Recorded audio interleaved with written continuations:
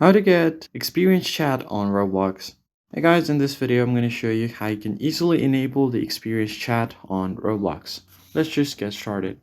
First thing first, go ahead and open Roblox and make sure that you're logged into your account.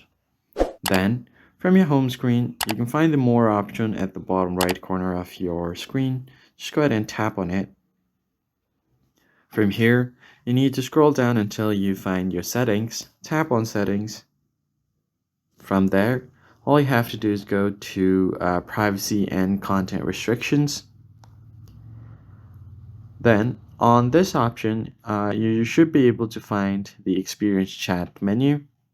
So all you have to do is find communications first, then tap on Experience Chat and make sure it's selected to everyone, because if you select this to no one, you won't be able to chat with other people in the same experience.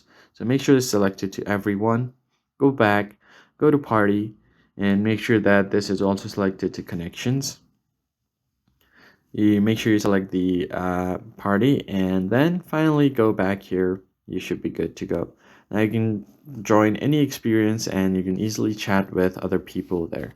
I hope this tutorial was helpful to you. Hit the like button down below and subscribe. I'll see you guys in the next one.